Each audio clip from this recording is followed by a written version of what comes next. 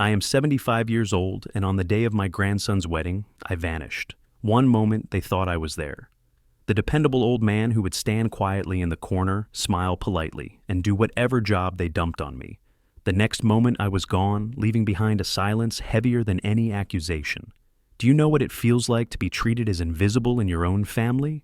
To realize that all the years of sacrifice, all the money you saved, all the nights you stayed awake caring for a crying baby, all the times you swallowed your pride to keep the peace had turned you not into a respected elder, but into a free worker, a babysitter, a servant.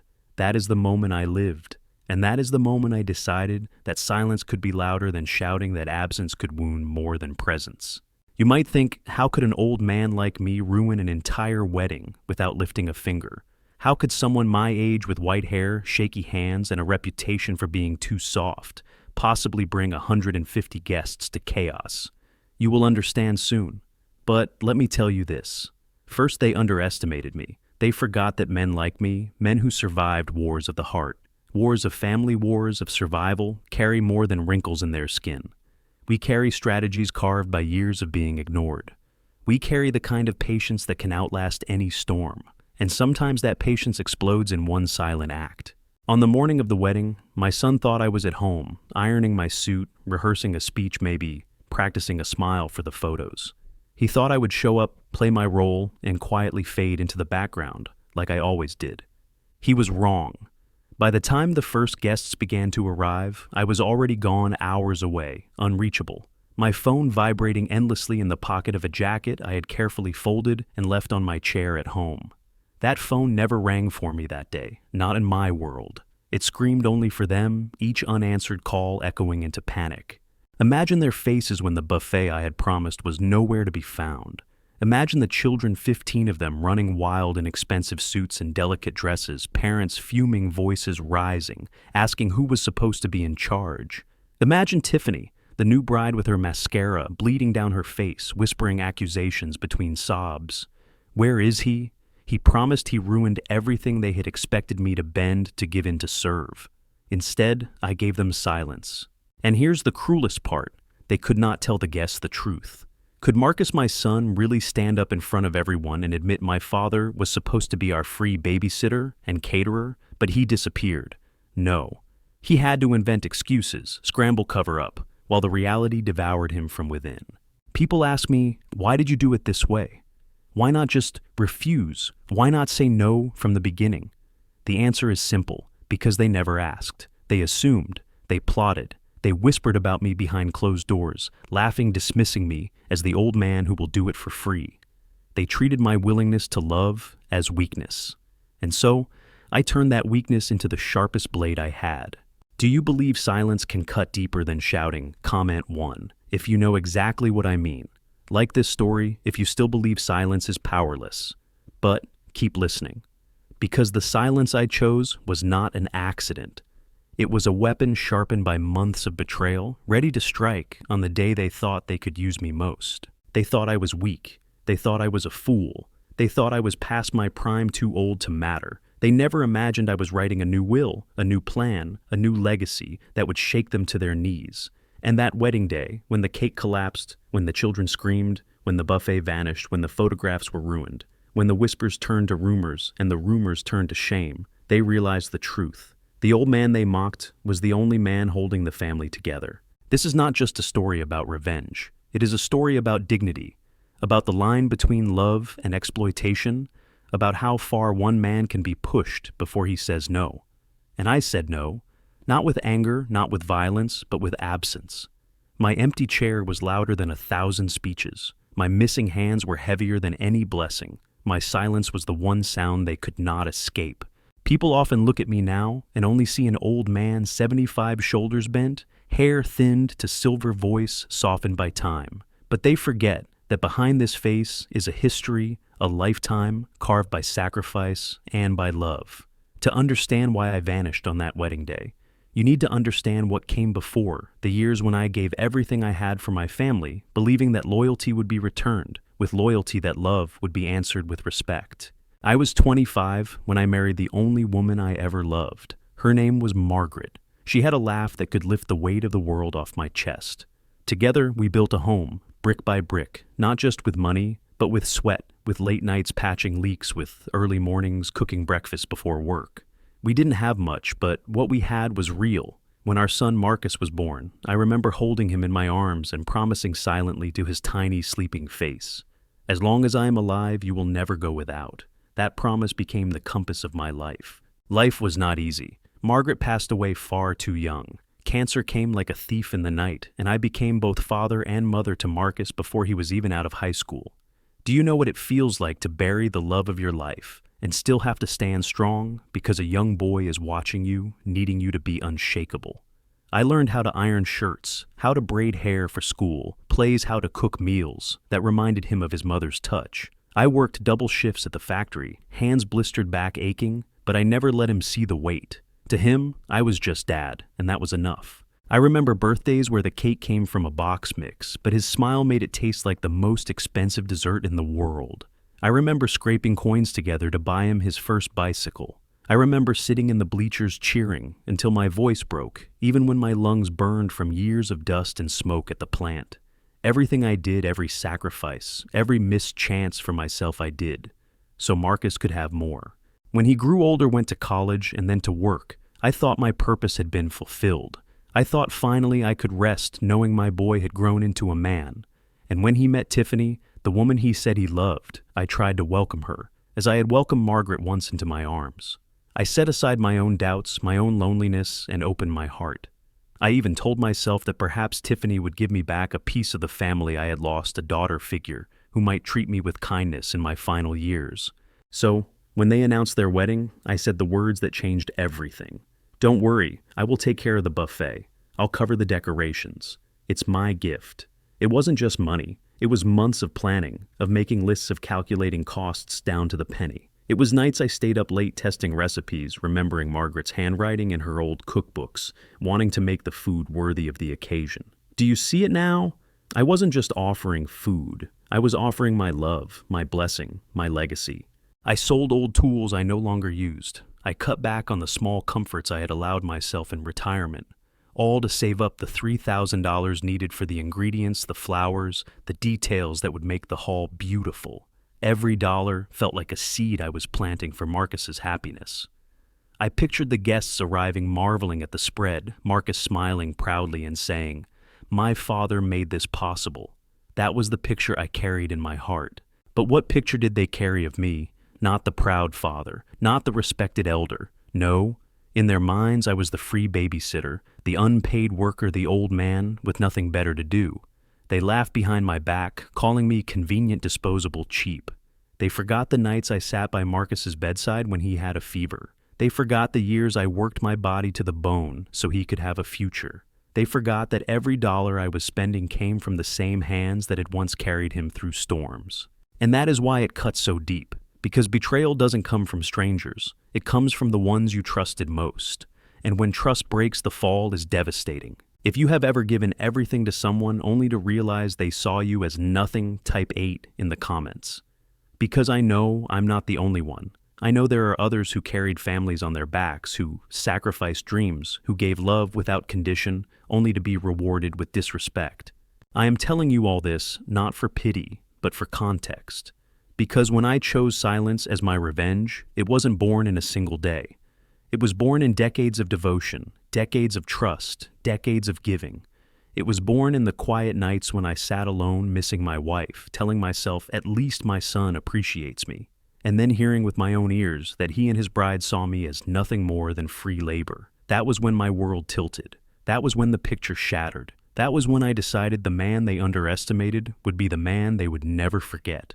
The first cracks appeared so quietly that I almost convinced myself they weren't real. That's the cruel thing about betrayal. It never shouts in your face at the beginning. It whispers. It slides into everyday moments, into glances, into careless words. And if you love too much, you ignore it. You excuse it. You hope it's nothing. That was me. I wanted so badly to believe my son and his bride saw me as family, not as a burden, that I silenced my own instincts. It started with a conversation I wasn't supposed to hear. I was in the kitchen, my hands covered in flour kneading dough for the sample pastries I wanted to try for the wedding buffet. The door was half open, and from the living room, I heard Tiffany's voice. sharp, annoyed. "Marcus, we don't have the budget for babysitters. Just let your father handle it. He doesn't do anything all day anyway." I froze. The dough sagged under my hands, and then my son's voice came lower, hesitant but agreeing. "Yeah, you're right. He'll say yes. He always says yes. It'll save us hundreds." Do you know that feeling? That moment when your chest tightens, when you want to storm into the room and shout, "Do you think I'm deaf? Do you think I'm blind? Do you think I don't understand when you strip away my dignity?" But I stayed silent. I convinced myself I misheard. I told myself they were stressed, that weddings make people say things they don't mean. I smoothed the dough and told myself love means forgiving. But then came the small slights. Tiffany would hand me lists of chores as if I were a hired worker. "Pick up the flowers by noon. Don't forget to polish the cutlery. And please try to stay out of the photos. You'll just look tired." Marcus stopped asking for my opinion. He stopped saying thank you. Instead, he started saying, "Dad, can you just handle it? It's easier that way." And the babysitting plan, it grew bolder. At first it was, maybe he could watch a few kids for an hour. Then it became, he'll take all 15 during the whole reception. That way parents can relax. I listened as they made these plans around me, never once asking if I agreed. They didn't even look at me when they said it, as if I were a piece of furniture in the room, expected to serve a function, not a human being with a choice. One night, I sat at the dining table, long after they left, staring at Margaret's old photograph. Her smile seemed to ask me, "Is this what we raised him for, to treat his father like an unpaid servant?" My heart ached. I wanted to believe Marcus was still the boy I had carried on my shoulders, the boy I had comforted through nightmares. I wanted to believe this was all a misunderstanding, but the red flags kept piling up one after another until denial became impossible. The hardest part was watching how easily they dismissed my silence. They mistook my patience for weakness, my quiet for consent. Every time I swallowed the hurt, every time I smiled and said nothing, they saw it as proof that I didn't mind. But inside the storm was growing. Inside, I was building a wall brick by brick, with every careless word, every condescending look, every moment they forgot I was a man with pride. Tell me, if you were in my shoes, would you confront them right then and there, or would you wait? Would you burn the bridge in anger, or would you let them walk further and further until the bridge collapsed under their own weight? Comment yes if you would confront them. Comment no if you would stay silent like I did. I chose silence, but my silence was not surrender. My silence was the first step of my revenge. They thought they were writing the script, that I would play the role of the obedient old man. What they didn't know was that I had already started writing my own script, one they would never see coming. The truth revealed itself on a quiet afternoon in the cruelest way possible.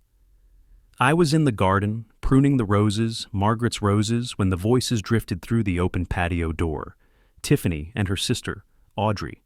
I had grown used to their chatter, the way they filled the house with giggles and plans. But that day their laughter carried a different edge, sharp mocking, like knives wrapped in silk. I heard my name first. That was enough to freeze me in place. "Don't worry, Audrey," Tiffany said, her voice honeyed but dripping with disdain. "Marcus's dad is going to handle the kids. All of them. 15 of them. He doesn't even realize he's being used. He thinks he's helping out of love. It's perfect." Audrey's laugh cut through the air like glass shattering. "That's brilliant.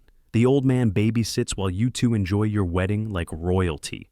Free childcare for the whole night." My hands trembled against the rose shears. The thorn bit into my skin, and I watched a drop of blood bloom bright red against my fingertip. They kept talking, oblivious to the fact that the walls had ears. Tiffany went on colder now, her sweetness slipping away like a mask. "It keeps him busy. He won't get into our conversations, won't interrupt with his boring old stories, won't even eat much of the food he's preparing. More for the guests who actually matter. Do you know what it feels like to be erased while still breathing? To be spoken of as though you are furniture, a burden to be managed, a servant disguised as family." My heart pounded in my ears, and for a moment I thought I might collapse right there among the roses. 75 years of life, of raising a son, of burying a wife, of working until my hands cracked and my back broke, and this was how they valued me: a free nanny, a distraction, a body to keep out of the way. When Marcus entered the conversation, my last shred of hope snapped. He had just ended a phone call, walked onto the patio, and asked, "What are you two laughing about?" Tiffany's reply was sugar again. "Oh, we were just saying how organized I am with the kids. Your dad's going to watch them all night, and Marcus, my son." My blood smiled with pride and said, "My dad's incredible, always willing to help. What a blessing." I staggered back from the window. My chest ached as though a hand had reached in and squeezed my heart. My son wasn't just unaware, he was proud of my exploitation. He wore my humiliation like a badge of honor. That night I sat alone in my study. The house was quiet except for the ticking of the grandfather clock. I stared at the old wooden desk where I had signed paychecks, paid bills, written letters to my late wife. And then I pulled out my will, the one Marcus believed guaranteed his future, the one he had taken for granted for years. I spread the papers across the desk. For decades I had planned to leave everything to him, the house, the savings, the small investments Margaret and I had built together. It wasn't a fortune, but it was security. It was comfort. It was the fruit of a lifetime of labor. My hand hovered over the pen. For the first time I asked myself, did he deserve it? Did he deserve to inherit the sweat of my brow after he had reduced me to a servant in my final years? That was when the idea was born. The revenge would not come in shouting or in slamming doors. It would come in silence, in ink on paper, in signatures that would cut deeper than any knife. I picked up the pen and began rewriting. Line by line, I redirected everything, every cent, every property, every bond into a scholarship fund for orphans. Children who had no one to fight for them. Children who, unlike my own son, might learn to value love and respect above convenience. As I signed my name, my hand stopped trembling. A strange calm settled over me. It was as if Margaret herself had placed her hand on my shoulder, whispering, "Stand tall. Do not let them strip you of your dignity." The next morning I visited my lawyer. "Are you certain about this, Mr. Whitmore?" he asked, his brow furrowed. "This is a drastic change." "I am," I said firmly. "Family is not blood. Family is respect. If my son and his bride cannot see me as a father, then they do not deserve a father's gift."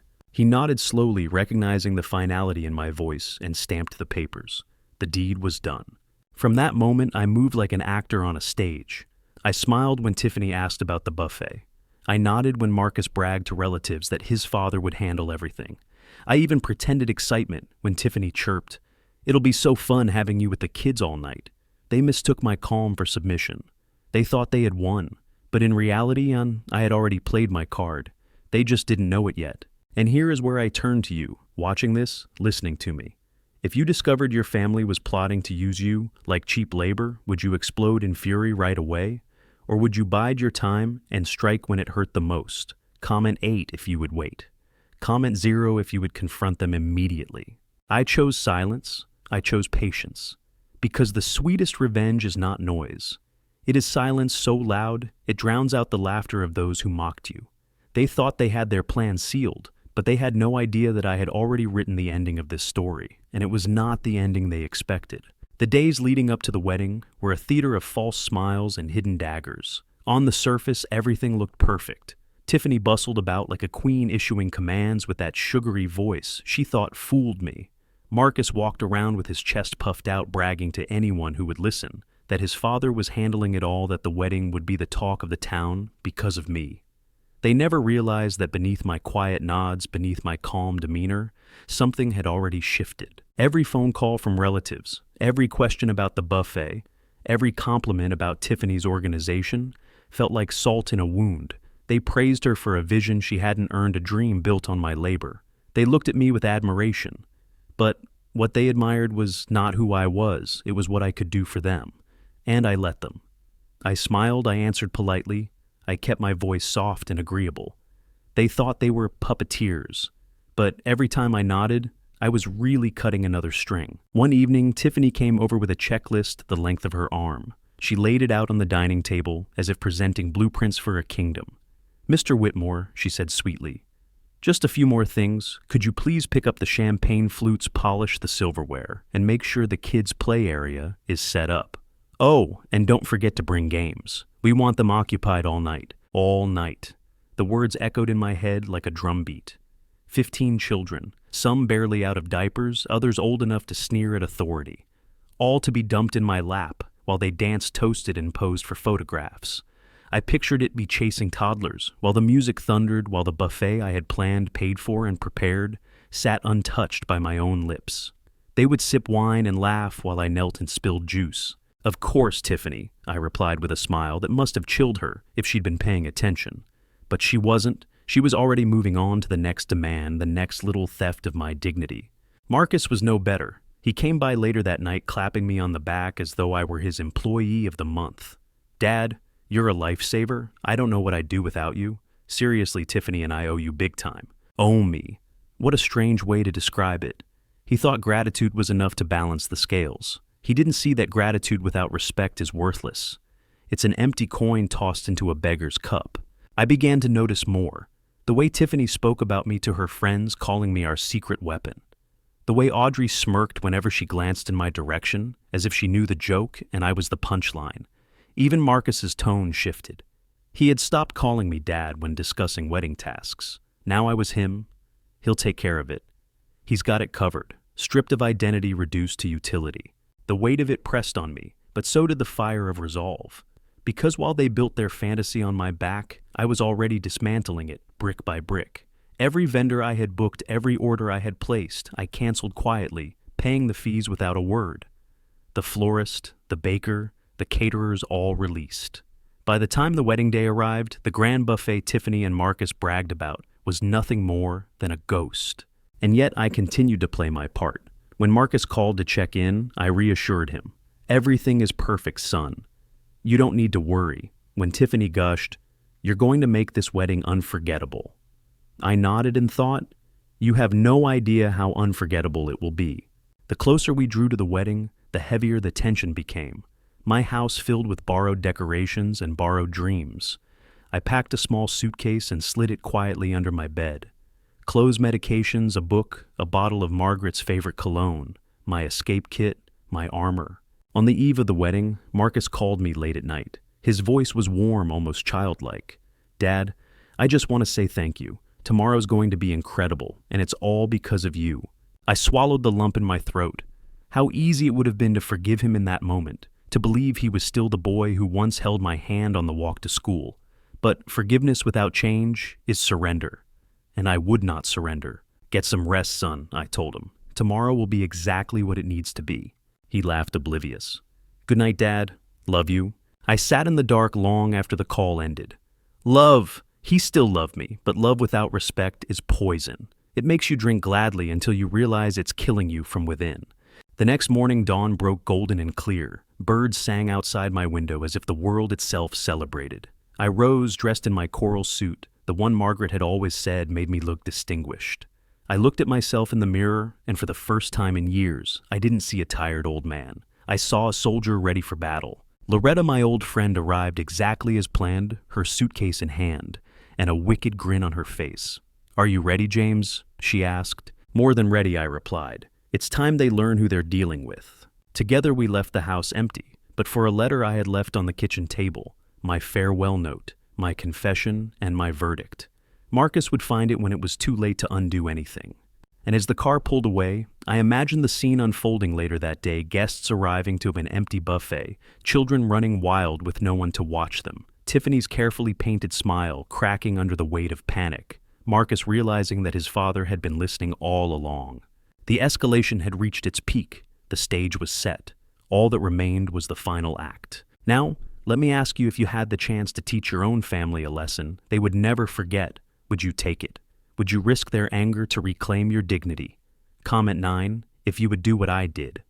Comment no if you think I went too far. The day of the wedding dawned like a promise. The sun gleamed against white linens draped across tables. Flowers bloomed in perfect arrangements, and laughter floated through the air as guests arrived dressed in their finest. Everyone believed they were walking into a fairy tale, but fairy tales rot when built on lies. And this one was about to collapse brick by brick in front of 150 pairs of eyes. I wasn't there to see it, at least not in person. By the time the first guests began arriving, I was miles away, lounging in a spa robe beside Loretta, sipping coffee that tasted sweeter than any wine I could have poured at that cursed reception. I had already left my message behind, tucked neatly on the kitchen table where Marcus always sat. It didn't take long for the storm to break. Around mid-morning, my phone buzzed, then buzzed again, and again. Dozens of calls, Marcus's name flashing over and over. At first I let it ring. I closed my eyes, leaned back, let the masseuse press warm stones down my spine while the chaos brewed elsewhere. But by the time the 15th call came, curiosity won. I answered. "Dad, where are you?" Marcus's voice cracked with desperation. Behind him I heard noise. Shouts, children crying, the rising hum of panic. "The guests are here. The food. There's no food. The caterers never came. Tiffany is crying in the bathroom. Dad, please, you have to get here now." I smiled, though he couldn't see it. "Oh, son," I said softly. "Did you not read my letter?" "What letter? What are you talking about?" "The one waiting on my kitchen table. The one that explained I canceled every order. The one that told you I would not be your babysitter, nor your caterer, nor your servant." There was silence broken only by the wail of a child in the background. Then Marcus whispered, You canceled everything." "I did," I replied. "You thought my role in your wedding was to chase children and cook feasts I would never taste. You thought I was free labor, too old to matter, too weak to protest. But you were wrong. Today my dignity eats first." I heard him gasp, then Tiffany's voice shrieking in the background. "What did he say? Where is he?" And then she snatched the phone. "Listen to me, old man. You can't do this. This is my wedding. There are 150 people here. You promised." "No, Tiffany," I cut her off, calm as ice. "I promised a buffet when I believed I was a guest, not when I discovered I was your nanny. Promises built on deception are no promises at all." "You're selfish," she screamed. "You're ruining everything." "No, Tiffany," I said again. "You ruined everything when you laughed about keeping me too busy to eat the food I paid for, when you called me useless unless I was running after children. Today is the day you learn that even old men have limits." I hung up. The phone rang again almost instantly, but I silenced it. Loretta raised her glass of wine from across the spa lounge. "To freedom," she said with a grin. And I toasted with her. But the calls kept coming. Messages poured in. Cousins, uncles, even Tiffany's father, each one begging me to return to save the day. They said the children were tearing through the hall, knocking over centerpieces, staining dresses with spilled juice. Parents demanded to know who was responsible, and when Tiffany pointed to me, the empty chair at the family table told the real story. There was no babysitter. There was no buffet. Around 4 o'clock, I finally turned the phone back on. 17 missed calls from Marcus, 6 from Tiffany, dozens of texts. I dialed Marcus just to hear his voice. He answered on the first ring. "Dad, please. I'm begging you. The kids are out of control." One broke the cake. Another hid under the main table. The parents are furious. We had to order pizza for everyone. Do you know how ridiculous that looks? Tiffany says she'll never forgive me if you don't show up. "Son," I said, "did you ask me if I wanted to be your wedding babysitter?" Silence. "Did you?" "No," he admitted weakly. "Then why are you surprised respect is earned by asking, not stolen by assuming? You thought your mother's love was endless, and by extension mine. But love without respect is poison, and I refuse to drink it any longer. Dad, please, I'll pay you. I'll give you $500 to watch the kids just for tonight." I laughed. "500? You spent $3,000 of my money on a buffet I'll never eat. You expect me to run in my coral suit chasing children? I don't know for the price of a used lawnmower." In the background, Tiffany screamed, "2,000. Tell him we'll give him 2,000. I shook my head even though they couldn't see it. If you had 2,000 to spare, you could have hired a caterer, but you didn't, because using me was cheaper. Then came the voice that cut me most. Marcus broke in whispering like a child again. "Dad, why are you doing this to me? I thought you loved me." My throat tightened, but I forced the words out steady. "It's because I love you, son, that I'm doing this. A father who allows his son to treat him like a servant teaches that son to treat everyone else the same. Today you learn that even a father's love has boundaries. Today you learn the cost of disrespect." I hung up again. Reports trickled in through texts and voicemails, guests leaving in anger, parents dragging their children home early, Tiffany sobbing in the bathroom, mascara streaking her cheeks, Audrey yelling at waiters insisting someone fix this disaster, and Marcus running from table to table, apologizing while his friends and colleagues whispered behind their hands about the groom who made his own father the help. The wedding they dreamed of became a carnival of shame, and I, sitting by the lake with a glass of wine, watched the sun sink low and thought, this is justice. Now I ask you watching this, if your child betrayed you this way, would you forgive them instantly or would you let them feel the consequences? Comment. Yes, if you'd forgive. Comment. No, if you'd let them learn. By the time night fell, the calls slowed. Exhaustion set in. My phone vibrated one last time. Marcus again. His voice was ragged, broken. Dad, the wedding is over. It was a disaster. Tiffany says it's your fault. She says she can't live in the same city as you. She wants to move away. I closed my eyes, listening to the silence between his words. Then let her, I said softly. A wife who tears a man from his family is no wife at all. But if you leave with her, remember this blood may forgive, but dignity never forgets. The line went quiet. For the first time, Marcus had no answer. That was the climax. That was the moment the entire lie collapsed. They had laughed at me, plotted against me, stripped me of dignity. But by the end of that night, their laughter had turned to tears, their plotting to chaos, their arrogance to ashes. And me, I sat in silence, tasting freedom on my tongue. When the dust settled, the silence that followed was heavier than any storm. The wedding was over, not with applause or celebration, but with slammed doors, shattered glasses, and whispers that would follow Marcus and Tiffany for years.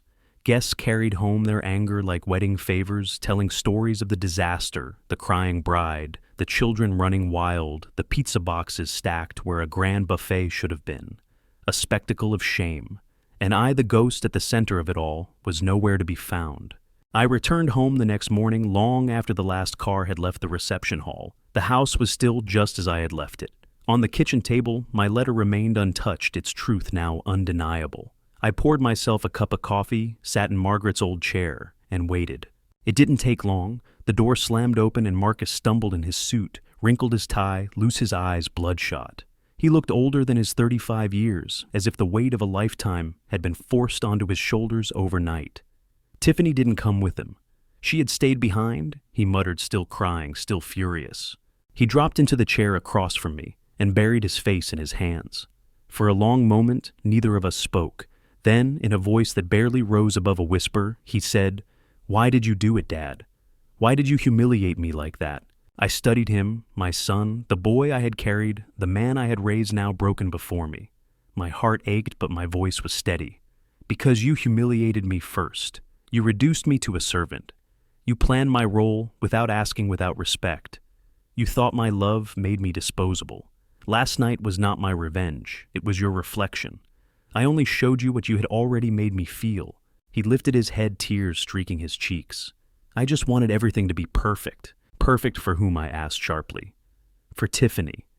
For the guests, for appearances. And what about me? Was I not part of your family? Or was I just the free labor to make you look good? He flinched as if I had struck him. I didn't mean it like that. Yes, you did, I said quietly. Maybe not with cruelty, but with neglect. Neglect wounds as deeply as hatred. You stopped seeing me as your father, Marcus. You saw me as a tool, and tools when broken are discarded. I refused to be discarded. He had no answer, only silence. And in that silence, I felt the weight lift from me. For decades I had carried his burdens, his needs, his dreams. Now for the first time he carried the weight of my absence. Later, word spread quickly through the family. Some relatives called me ruthless. Others called me brave. But all of them agreed on one thing: the wedding would never be forgotten. My absence had become louder than any speech I could have given, more unforgettable than any toast. I had written myself into their memory, not as the weak old man they mocked, but as the father who refused to bow. Tiffany avoided me after that. She made it clear she blamed me for everything, even her own humiliation. Perhaps she was right, but perhaps she should also look in the mirror and see the arrogance that destroyed her day. She married Marcus anyway, though their smiles in the photographs looked strained, forced. A marriage built on bitterness is a fragile thing. Time will tell how long it lasts. As for Marcus, something shifted in him. He no longer called me with demands. He no longer assumed I would bend. Our conversations became awkward, hesitant, but honest. He began to see me not as the shadow in the corner of his life, but as a man who still had choices, still had dignity.